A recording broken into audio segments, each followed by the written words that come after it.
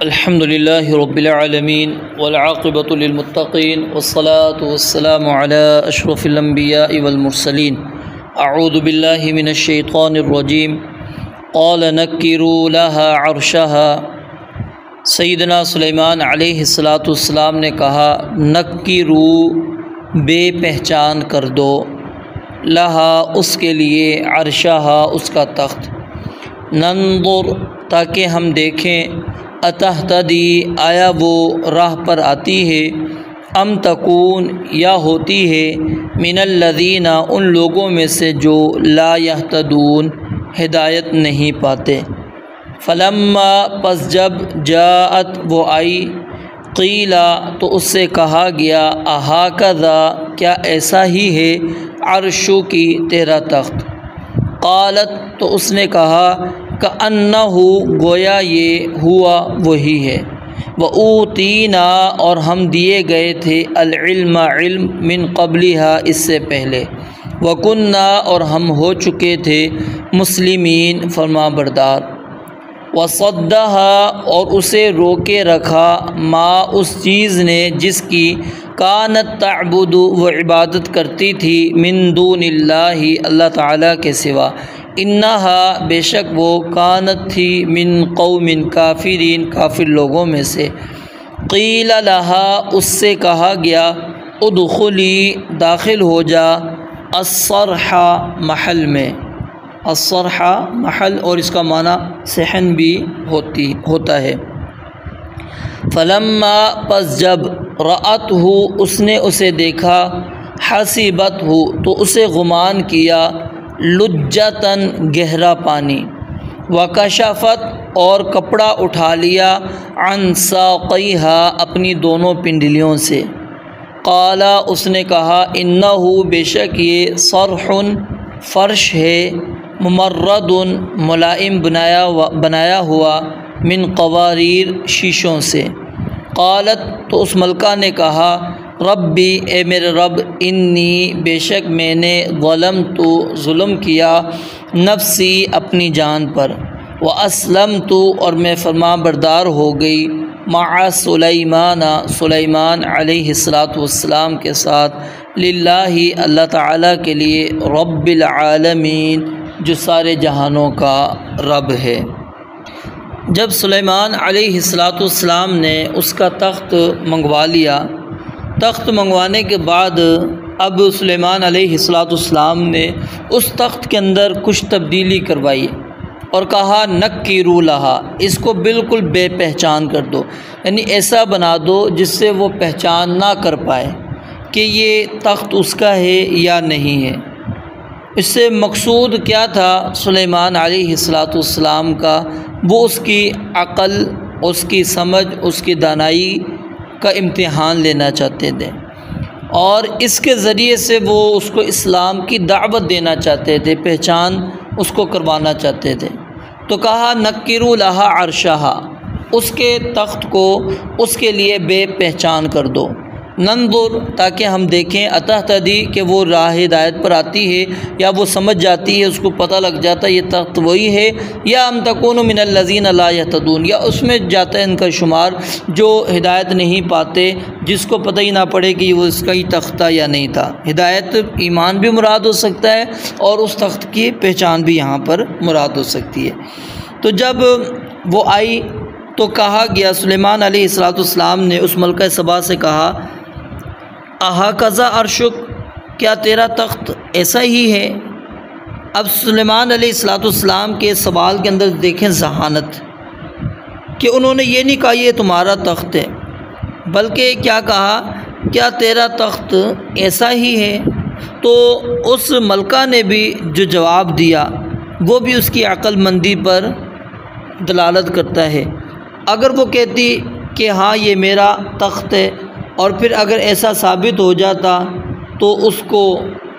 پہچاننا کیا ہوتا، اس کے لیے مشکل ہوتا، تخت تو اس کا اس طرح کا نہیں۔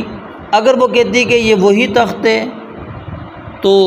شناخت کی وجہ سے اس کا پہچاننا کیا تھا اس کے لیے مشکل، اور اگر وہ کہتی کہ یہ اس کا نہیں ہے تو پھر بھی وہ پھنس جاتی تھی۔ تو اس نے کہا کأنہ لگتا تو یہی ہے کہ یہ میرا ہی تخت ہے۔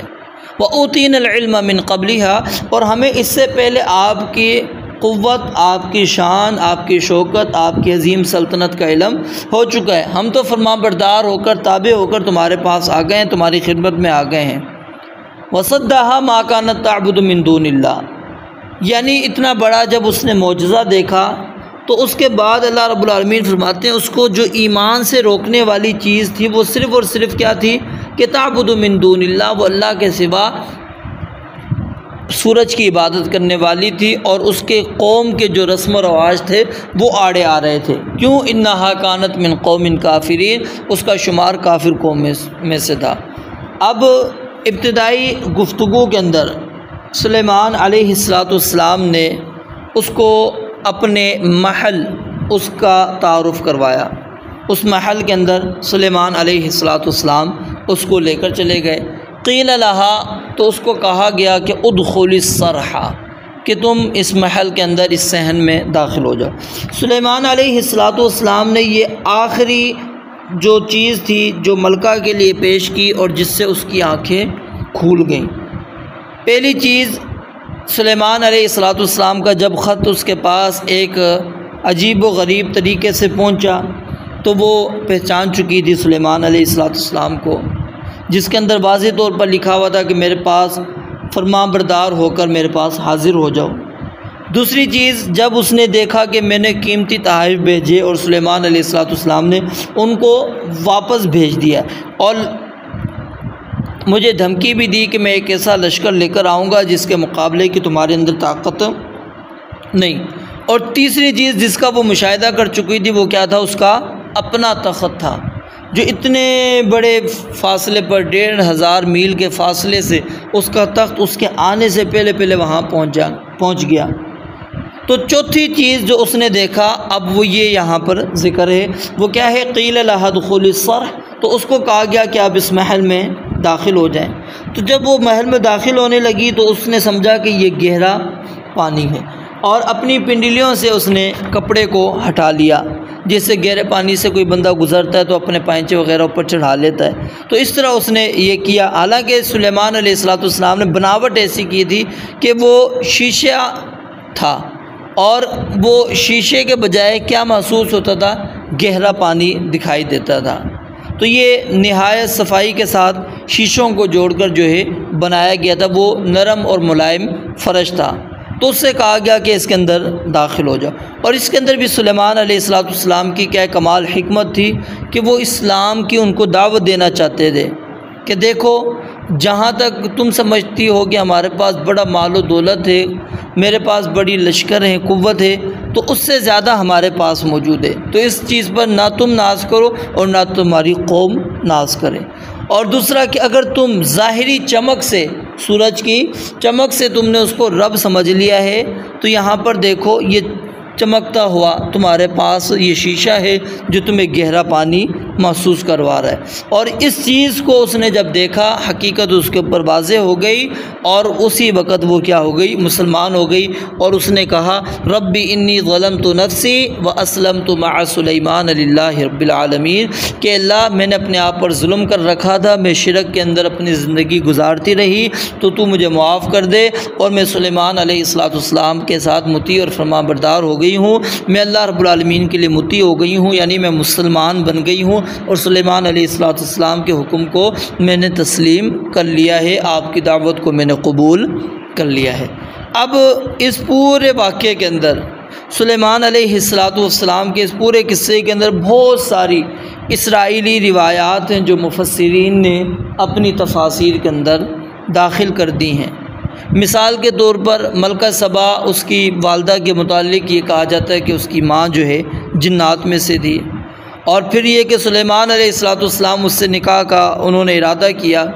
تو ان کو بتلایا گیا کہ تم مجھ سے نکاح کرنا چاہتے ہو، اس کے پاؤں تو گدھے کے جسم جیسے ہیں، اور اس کی پنڈلیوں پر بہت سارے بال بھی موجود ہیں، تو پھر کہتے ہیں انہوں نے سلیمان علیہ السلام نے اس طرح کا یہ محل بنوایا تاکہ وہ جب وہاں پر آئے گی وہ اپنا کپڑا اٹھائے گی اور اس سے اس کے پاؤں اور پنڈلیوں کو وہ دیکھ سکیں گے۔ جب اس نے اپنا کپڑا اٹھایا تو سلیمان علیہ السلام نے دیکھا کہ وہ نہایت خوبصورت تھی، لیکن اس کی پنڈلیوں پر بال بھی موجود تھے۔ تو پھر سلیمان علیہ السلام نے جنات سے پوچھا کہ ان بالوں کا اب کیا کریں؟ تو کہتے ہیں کہ انہوں نے پھر بال صفا جو ہے اس کا پاؤڈر انہوں نے ایجاد کیا،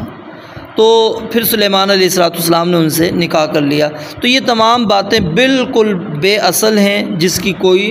دلیل نہیں ہے، اور یہ سلیمان علیہ السلام پر تہمت لگائی گئی۔ پھر جیسا کہ تخت کے متعلق میں نے بتایا کہ وہ تخت اس لیے منگایا کہ جو مفسرین کہتے ہیں کہ اس کے اوپر قبضہ جمانا چاہتے تھے۔ یہ ساری باتیں جو ہیں بے اصل بے بنیاد ہیں، دلیل کوئی نہیں ہے۔ سیدنا سلیمان علیہ السلام کے متعلق اللہ رب العالمین نے کیا گواہی دی ہے کہ نعم العبد انہ اواب، کہ سلیمان علیہ السلام اچھا بندہ تھا اور یقیناً وہ بہت رجوع کرنے والا تھا۔ یعنی صرف سلیمان علیہ السلام نے یہ کام اسلام کی دعوت کو پھیلانے کے لیے کیا تھا۔ یہ سیدنا سلیمان علیہ السلام نے اس لیے نہیں کیا تھا کہ وہ اس سے نکاح کرنا چاہتے تھے یا اس کی حکومت پر قبضہ کرنا چاہتے تھے۔ ساری جو ہیں من گھڑت اور موضوع روایات، اسرائیلی روایات ہیں، اس سے ہمیں اجتناب کرنا چاہیے۔ رب العالمین سے دعا ہے اللہ تعالیٰ سمجھنے عمل کرنے کی توفیق عطا فرمائے۔ وآخر دعوانا الحمدللہ رب العالمین۔